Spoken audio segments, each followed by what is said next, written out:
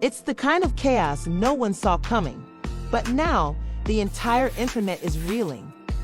Rumors are flying, videos are leaking, and fans are left stunned as whispers grow louder that two of love and hip-hop's biggest stars, Kirk Frost and Young Jock, have been arrested after a violent altercation that erupted on set. That's right. What was supposed to be just another routine shoot reportedly spiraled out of control, turning into a full-blown brawl that ended in handcuffs. And now, with the shocking video clip making rounds online, the entire reality TV world is in meltdown mode. Insiders are saying tensions have been building behind the scenes for weeks, but no one expected this. According to sources close to production, what started as a heated verbal exchange quickly turned physical, and within minutes, chaos unfolded right in front of the cameras. Screaming, pushing, security scrambling, and then sirens. Now fans are left wondering, what triggered this explosive showdown? Was it a personal betrayal, a business fallout, or something even deeper? And more importantly, what does this mean for the future of the show? Stay tuned, because this is just the beginning, and the details will leave you shocked. Under a tense, overcast sky, cameras were rolling on what was supposed to be a standard filming day for the latest season of Love and Hip Hop. Everything seemed business as usual. Producers barking orders, crews setting up lights, and cast members arriving on schedule. But beneath the surface, something was bubbling. An unspoken tension lingered between Kirk Frost and Young Jock. They exchanged glances, curt nods, and barely any words. For those on set long enough to read the room, it was obvious something wasn't right. Those close to production claimed that Kirk and Jock had been avoiding each other for weeks. Behind the scenes, whispers suggested the fallout began over a business deal gone wrong. Kirk had reportedly made some side moves involving a club promotion that Jock believed he was supposed to be a part of. But Kirk allegedly cut Jock out without warning, and Jock wasn't about to let that slide. Things had been brewing slowly, passive-aggressive comments during confessional interviews, subtle jabs during group scenes, and finally, today, it all came to a head. The moment the director yelled action, it was like lighting a fuse. Kirk and Jock were both scheduled to film a casual scene at a lounge-style set where the cast was supposed to discuss upcoming ventures. Jock arrived late, his expression unreadable, and took a seat directly across from Kirk. They didn't speak at first. Then Kirk leaned forward and muttered something under his breath, too low for mics to catch, but loud enough to set Jock off. Jock slammed his hand on the table. "Say that again," he snapped, locking eyes with Kirk. The room went dead silent. Crew members froze. Rashida, sitting beside Kirk, instinctively reached for his arm, trying to calm him. Kirk, unmoved, repeated the line, this time louder. "I said you acting like you run things when you don't even own your name." Gasps echoed across the set. Jock stood up slowly. "You real brave today, Kirk," he said, voice rising. "Real brave for someone who been ducking me for 3 weeks." "Ain't nobody ducking you," Kirk fired back. "I just don't deal with clowns." Within seconds, chairs scraped the floor as the two men stood nose to nose. Security rushed in, but not fast enough. Jock shoved Kirk first, sending him stumbling back a few steps. Kirk recovered quickly and lunged forward, fists swinging. The cameras were still rolling as chaos erupted. The crew tried to intervene, but the fight was intense. Fists flew and furniture toppled. Even the other cast members, shocked and frozen at first, jumped in to try to separate the two. Rashida screamed Kirk's name repeatedly, her voice nearly drowned out by the commotion. Mona Scott, who wasn't even on set at the time, was called immediately. Producers were yelling into walkie-talkies. This wasn't just a scuffle. It had escalated into a full-blown brawl. What made everything worse was the fact that a member of the camera crew didn't stop filming. Instead, they followed the fight, catching every moment in crystal-clear footage. One producer even whispered, "This is gonna break the internet." But things spiraled too far. In the frenzy, Jock reportedly threw a punch that accidentally hit a security guard. That was the moment the network knew things had crossed the line. Within 20 minutes, law enforcement arrived. Police entered the building as Kirk and Jock were still being restrained in opposite corners of the set. Both looked battered and furious. Cops took statements from witnesses, asked for footage, and began separating those involved. Kirk shouted something toward Jock as officers let him out. "You finished, bro. Done in this industry." Jock, breathing heavily, didn't respond. But his expression said everything. This wasn't over. As word spread beyond the set, social media exploded. Someone leaked a short clip, just 6 seconds long, of the moment Kirk swung first. The clip hit Twitter, Instagram, and TikTok like wildfire. Fans were shocked. Many didn't believe it at first. "This gotta be scripted," one user commented, but others insisted it was too raw to be fake. Within an hour, the video had over 1 million views. Blogs picked it up. Love and hip-hop stars Kirk Frost and Young Jock involved in on-set altercation. One headline read, "Thames posted a blurry photo of both men being led away in cuffs." Commenters were ruthless, debating who was right, who started it, and what this meant for the future of the show. Meanwhile, Rashida was spotted outside the station, visibly distraught. Sources claimed she was yelling at producers, demanding answers, and threatening to walk off the show if Kirk wasn't released immediately. "This was supposed to be a business scene," she reportedly said, "not a damn war zone." Back inside, Kirk sat in an interrogation room, his knuckles bruised and face tense. Police asked him to recount the events. He repeated the same story, that he felt threatened, that Jock provoked him, and that he acted in self-defense. But with the video showing both men engaging physically, charges seemed likely. Jock was in a separate room, nursing a busted lip and a swollen eye. When asked for his version, he laughed bitterly. "Ask Kirk why he was so scared to face me like a man these past weeks," he said. "All this could have been handled off camera." Mona Scott, after being briefed, issued a private statement to the network. "This is not what we represent. We want drama, yes, but not violence, not arrests." She instructed the team to pause all shooting indefinitely while the situation was evaluated. But behind closed doors, there were whispers she might use the footage to boost ratings. Some crew members said she was already discussing how to spin the story for maximum engagement. "This is gold," one producer reportedly said, "as long as no one sues." Meanwhile, both Kirk and Jock were held overnight. Mugshots began to circulate online, making fans question whether their favorite reality stars had finally crossed a line they couldn't come back from. And as morning broke, the streets outside the station buzzed with paparazzi and fans. Everyone wanted answers. What really led to the fight? Who threw the first punch? And most importantly, would Kirk and Jock face real consequences? Or was this just another chapter in the wild world of reality TV? But just as Kirk was being prepped for release on bail, his phone buzzed with a message from a blocked number. The text read, "You think that was bad? Wait till you see what's coming next." His face turned pale. And that's where part one ends. The message on Kirk's phone sent a chill down his spine. As he sat quietly in the back of the police station, his hands still sore and his mind spinning from the events of the past 24 hours, he couldn't stop staring at that cryptic text. "You think that was bad? Wait till you see what's coming next." He didn't recognize the number. It was blocked, anonymous, but the threat was clear.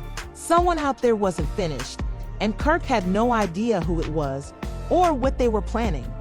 Meanwhile, across town, young Jock sat in the back seat of a black sub, his manager driving him away from the station after finally making bail. His face was bruised, his jaw aching, and yet his phone wouldn't stop buzzing. Calls, texts, DMs, all of them either from reporters, fans, or people pretending to care. Jock ignored most of them. The only thing he cared about now was the damage done to his career, his reputation, and more importantly, his pride. "You want to go home?" his manager asked quietly. Jock shook his head. "Nah, take me to the studio. I got something to get off my chest." By mid-morning, both Kirk and Jock were trending across all social media platforms. The leaked video now had over 5 million views. Hashtag KirkShock was the top hashtag on Twitter. Fans were divided, some blaming Kirk, others taking Jock's side, and many just shocked that things had gone that far. What no one expected, however, was that a second, longer video was about to be leaked. And this time, it wasn't just fists being thrown. Back in the editing bay of the Love and Hip Hop production studio, a low-level assistant named Trey had been quietly watching the raw footage. His job was to catalog and label scenes for the editors. But when he stumbled across an uncut clip that hadn't yet been secured by producers, he hesitated. The camera angle showed a behind-the-scenes moment, recorded before the fight. Kirk and a producer were talking privately, unaware that the mic was still hot. In the clip, Kirk could be heard saying, "I told Mona I ain't filming with Jock no more. He's reckless, he's sloppy, and he thinks this show can't run without him." The producer replied, "You sure you want to go that route? That'll piss him off." Kirk responded, "Let him be pissed. I got dirt on him that'll finish him off if he tries me." Trey sat frozen. His heart raced. He knew if he leaked this, he'd lose his job, but it would also expose a whole new layer to the drama. And in the world of viral content, timing was everything. 3 hours later, the video was online. Fans went crazy. The clip showed that Kirk had been planning to cut ties with Jock before the fight. And more than that, it revealed Kirk was sitting on some kind of secret. Twitter exploded with theories. What dirt does Kirk have on Jock? Did Kirk start the fight on purpose? This show getting crazier every day. Jock saw the clip from the studio and nearly knocked over his mic in disbelief. "This fool been plotting?" He muttered. "Nah, I ain't letting this slide." He called his manager. "Get my lawyer on the phone and tell Mona we need to talk." Mona Scott, now under pressure from the network, scheduled an emergency meeting with both Kirk and Jock separately. Her goal was to calm things down, figure out if filming could resume, and most importantly, find a way to turn this into a ratings win without crossing any legal lines. Kirk arrived first. He wore sunglasses to hide the swelling around his eye, and his expression was stone cold. Mona greeted him with a hug, which he didn't return. "What's going on, Kirk?" she asked gently. "You tell me," he replied. "Why is footage leaking from your studio? Who's playing games?" "We're handling it internally," she assured him. "But I need to know. What's this about you having dirt on Jock?" Kirk hesitated, then leaned in. "I got receipts, text messages, deals he made behind the scenes trying to get me off the show. He been moving foul." "So this was personal," Mona said. "It's always been personal," Kirk snapped. Hours later, Jock had his own sit-down with Mona. Unlike Kirk, he came in loud, animated, and ready to fight. Verbally this time. "You let him talk all that trash and didn't stop it?" he demanded. "You knew he was trying to play me." Mona raised her hands. "Jock, I didn't know about the messages. I didn't know he was planning anything. I just want to fix this before the network pulls the plug." "Nah, we ain't fixing nothing until I get to tell my side." The next day, a new video appeared online, this time posted from Jock's own verified Instagram. It was a selfie video recorded in his studio. "Let me make one thing clear," he began. "I didn't start that fight. I didn't want that fight. But I ain't no punk. And I ain't gonna let someone throw dirt on my name without clapping back." He then paused dramatically. "Since Kirk wanna talk about dirt, maybe it's time I share what I know." That last line sent fans into a frenzy. Thousands flooded the comments, waiting for details. Hashtags like #SpiltTheTea and #JocksRevenge began trending. And for the first time in days, Jock was winning the public support battle. Kirk, seeing the tide shift, called Rashida into his home studio. She had barely spoken to him since the arrest. Her face was still tight with disappointment. "I need you to stand with me on this," Kirk told her. "Stand with you?" she repeated. "You almost threw your whole career away over some petty beef." "It ain't petty if he been trying to get me fired." Rashida shook her head. "You need to fix this, not for the cameras, for us."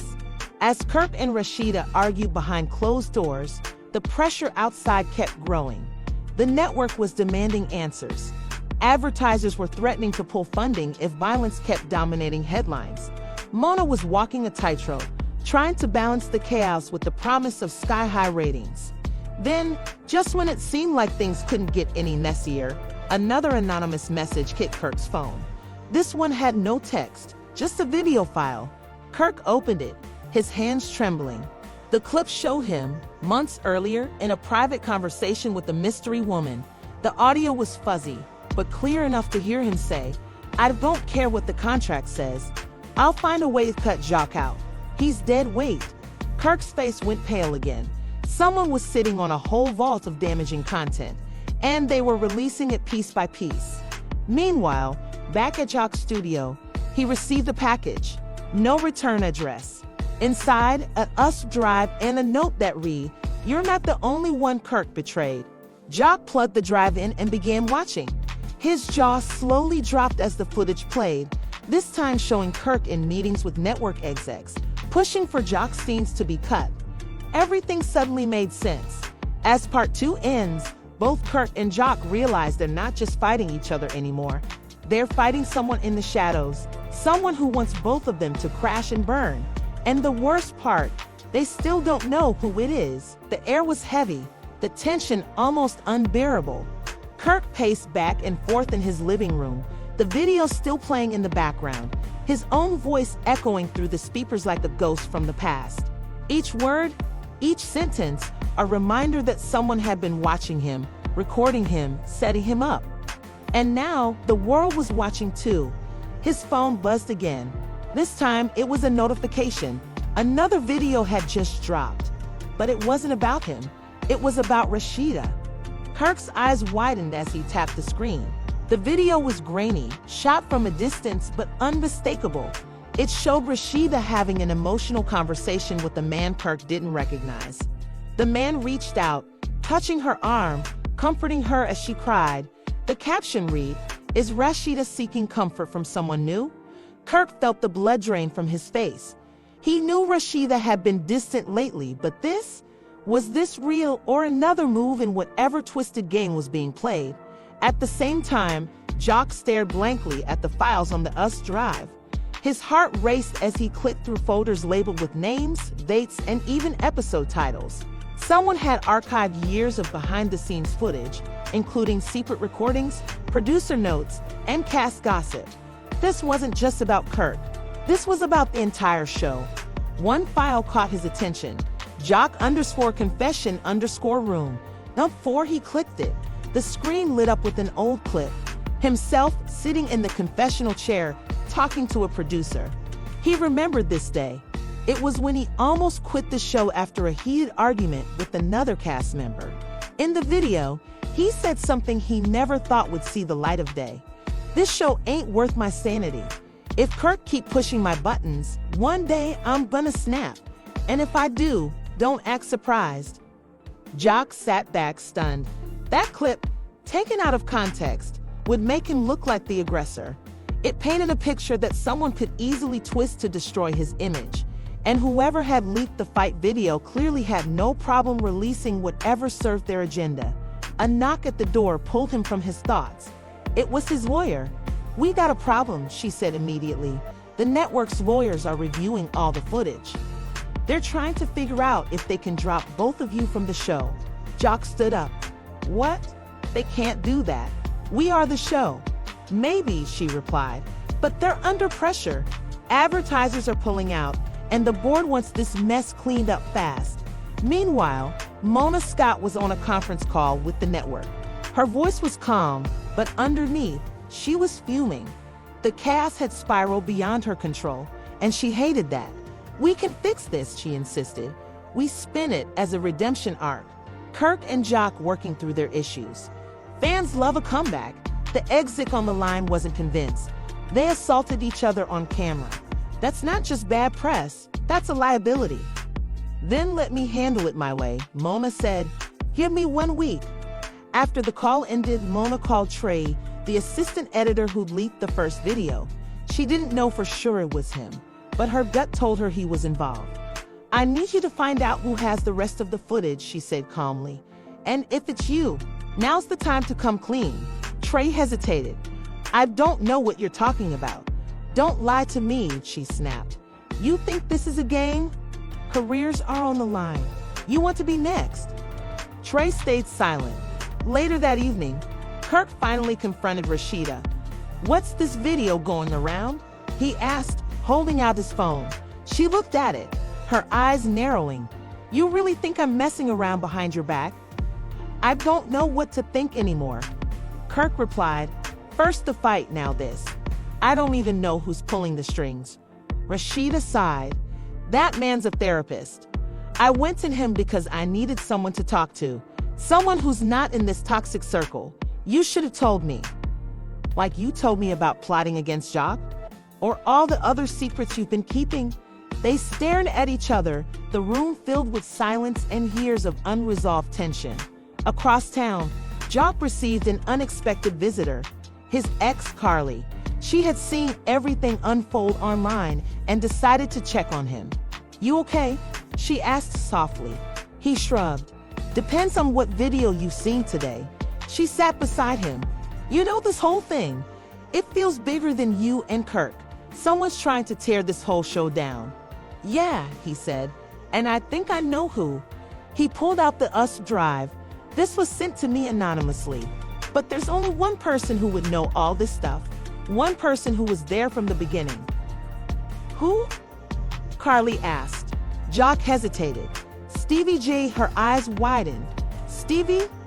Think about it, Jock continued. He's been off the show for a while. Disappeared after that fallout with Mona. He knows the ins and outs, the dirt, the secrets. What if he's trying to blow the whole thing up? But why? Carly asked. Revenge, exposure, maybe both. Back at Mona's office, she received an email from an untraceable account. The subject line, you thought you could play God with people's lives. Now watch it all fall apart. Attached was a video of her from years ago in a heated conversation with Kirk and another producer. In the clip, she's heard saying, drama sells. If they hit each other, so what? We blur it out, throw in some sound effects, and watch the numbers climb. Mona's heart sank.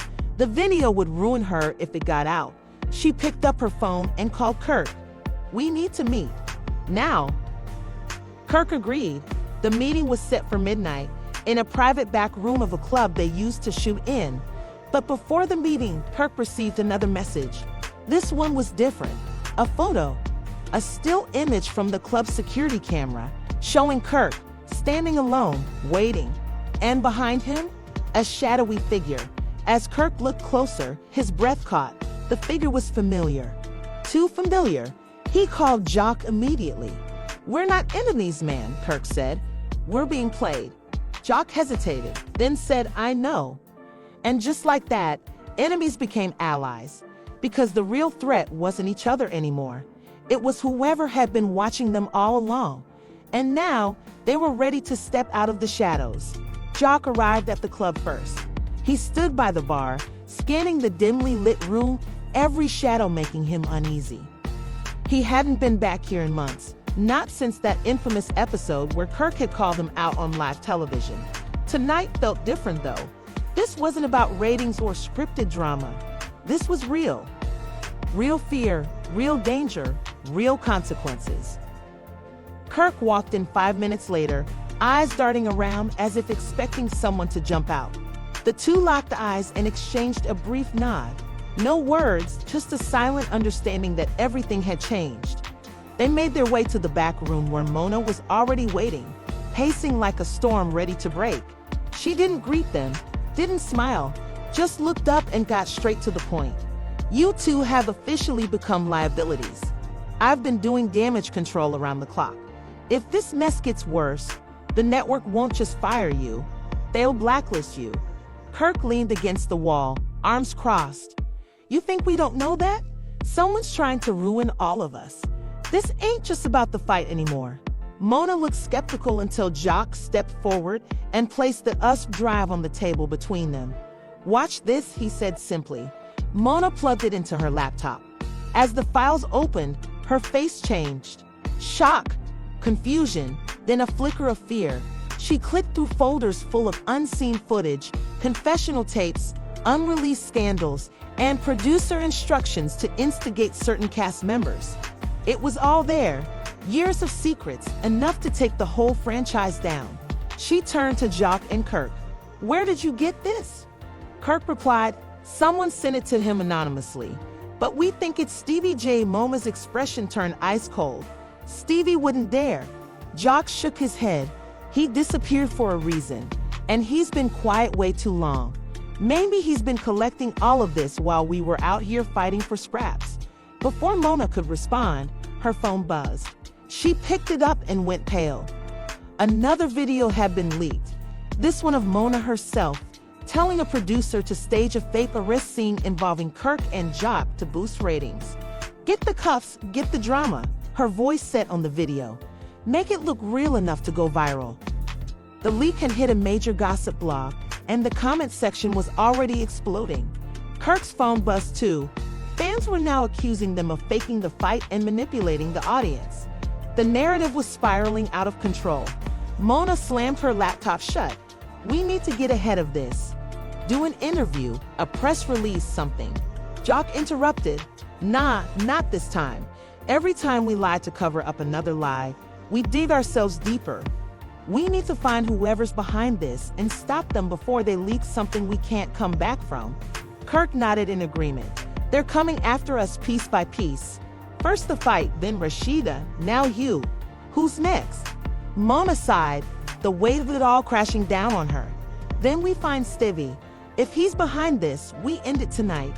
Meanwhile, somewhere across the city, a figure sat in a dark room, illuminated only by the glow of multiple screens. The mysterious sender watched the chaos unfold online, each notification a reminder that their plan was working. They clicked on another video file, this one labeled Jock_Kirk_secret_meeting.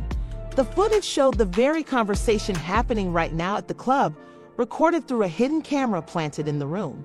The figure smirked. They were, "After all these years, what do you want?"